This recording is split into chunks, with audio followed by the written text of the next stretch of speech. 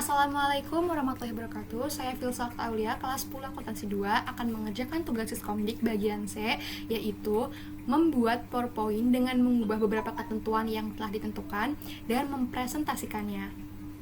Sekaligus bisa buat tutorial juga ya.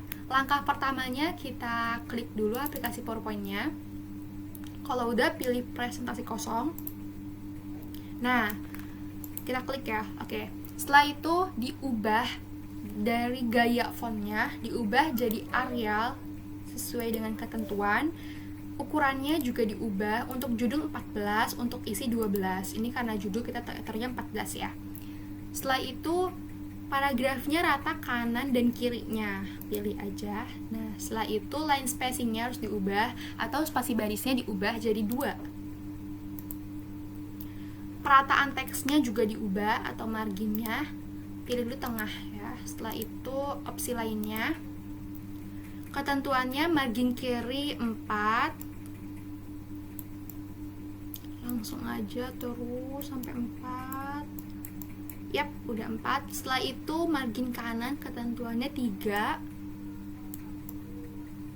Oke, terus nah 3. Margin atas ketentuannya 4.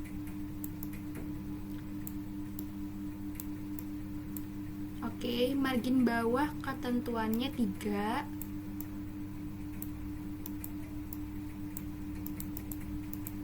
Sudah. Kalau sudah, langsung saja kita pencet yang tutup. Sudah.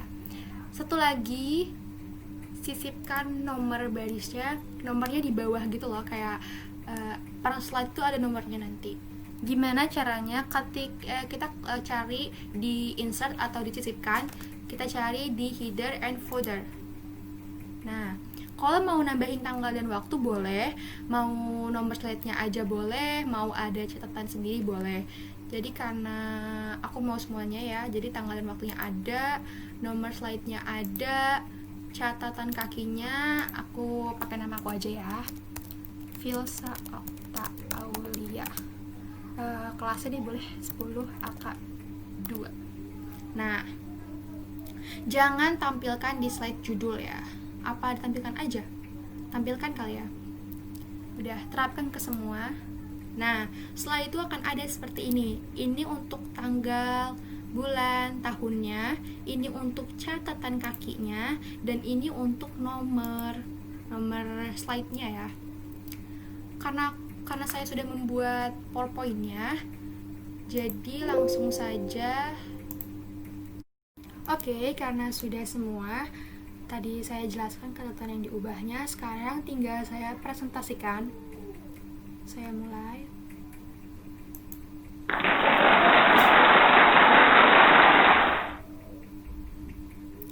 Materi simulasi komunikasi dan digital SMK kelas 10 semester 1.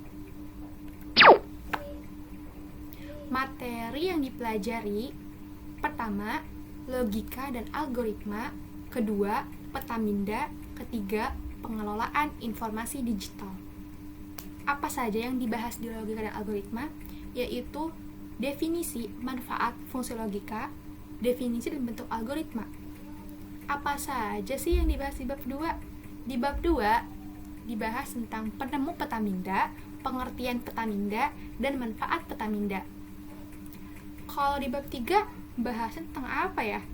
Bahasnya tentang pendahuluan, pengolah kata, teks paragraf, dan menu toolbar pada Microsoft Word.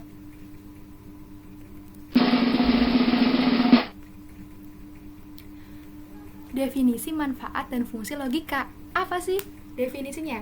Definisi logika sangat sederhana, yaitu ilmu yang memberikan prinsip-prinsip yang harus diikuti agar dapat berpikir valid menurut aturan yang berlaku.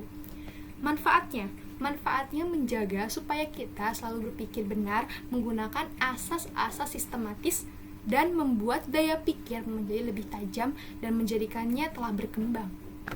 Fungsinya sebagai alat untuk menarik kesimpulan.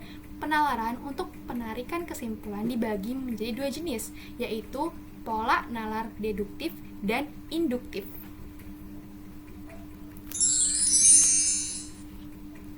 Nah, sekarang definisi dan bentuk algoritma. Definisinya, algoritma adalah urutan langkah-langkah logis penyelesaian masalah yang disusun secara sistematis. Kata logis di sini berarti benar sesuai dengan logika manusia. Untuk menjadi sebuah algoritma, urutan langkah yang ditempuh untuk menyelesaikan masalah harus memberikan hasil yang benar. Algoritma adalah serangkaian langkah-langkah yang disusun menjadi urutan logis kegiatan untuk mencapai tujuan. Bentuk-bentuk algoritma apa aja ya bentuknya? Yang pertama ada bagan alir atau flowchart, yang kedua ada pseudocode, yang ketiga ada bahasa pemrograman. Pertama, bagan alir, sebuah bagan yang menunjukkan dan menampilkan langkah-langkah penyelesaian masalah. Yang kedua, pseudocode, ringkasan algoritma pemrograman komputer menggunakan konveksi struktural dalam bahasa pemrograman dan juga ditampilkan supaya dibaca oleh manusia dan bukan untuk mesin. Nah, yang ketiga, bahasa pemrograman, yaitu sekumpulan instruksi yang memberikan kepada komputer untuk dapat melaksanakan tugas-tugas tertentu dalam menyelesaikan suatu permasalahan. Bab 2, peta minda. Penemu peta minda siapa sih? Siapa ya? Yaitu Tony Buzan. Tony Buzan sekaligus dengan manfaatnya yaitu merangsang bekerjanya otak kiri dan otak kanan secara sinergis. Kedua, membebaskan diri dari seluruh jeratan aturan ketika mengawali belajar. Ketiga, membantu seseorang mengalirkan gagasan tanpa hambatan. Yang keempat, membuat rencana atau kerangka cerita. Yang kelima, mengembangkan sebuah ide. Yang keenam, membuat perencanaan sasaran pribadi. Yang ketujuh, meringkas isi sebuah buku. Yang kedelapan, menyenangkan dan mudah diingat. Kapan sih Tony Buzan menemukan peta minda? Tony Buzan menemukan peta minda pada tahun 1974. Pengertiannya peta minda itu apa ya? Tadi kan udah dibahas manfaat, terus menemu. Apa sih pengertiannya sebenarnya? Pengertiannya adalah salah satu cara untuk memvisualkan proses berpikir dan suatu ilustrasi grafis yang konkret yang dapat menunjukkan bagaimana suatu konsep berhubungan atau terkait dengan konsep-konsep lain yang termasuk kategori yang sama. Wah, bab 3 nih sekarang. Bab 3, pengelola informasi digital.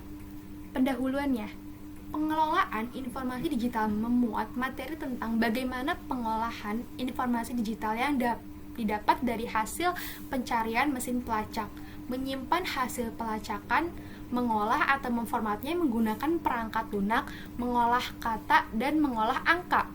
Kemudian melakukan persiapan untuk mengkomunikasikannya menggunakan perangkat lunak, pengolah presentasi, dan penyampaian pengelolaan informasi dengan teknik presentasi.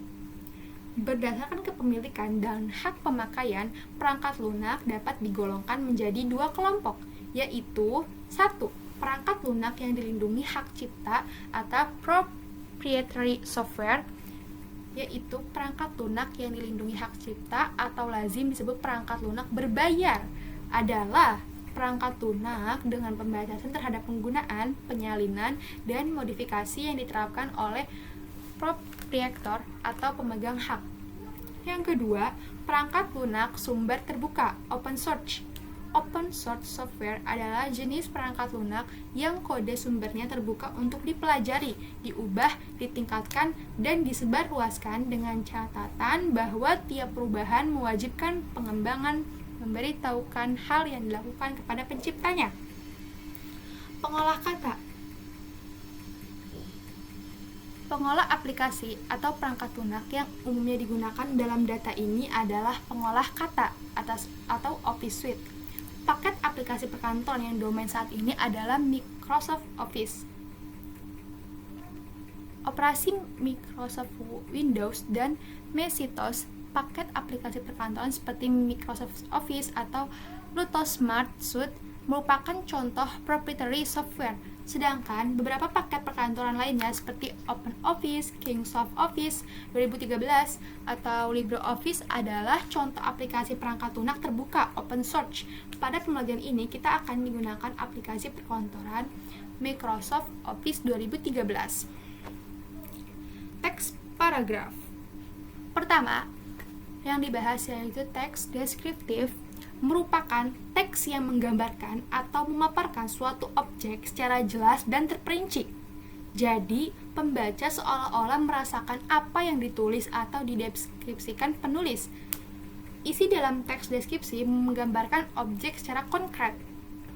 Yang kedua, teks argumentasi adalah bacaan yang memuat pengembangan paragraf dengan isi bacaan bertujuan untuk meyakinkan atau membujuk pembaca agar memiliki pemikiran yang sama dengan penulis. Penulisan teks argumentasi dapat berupa ide gagasan, pendapat dengan disertai analogi, contoh, dan penjelasan argumen yang kuat. Yang ketiga, teks naratif adalah jenis teks yang menceritakan suatu cerita yang dimiliki rangkaian peristiwa kronologis yang sangat terhubung.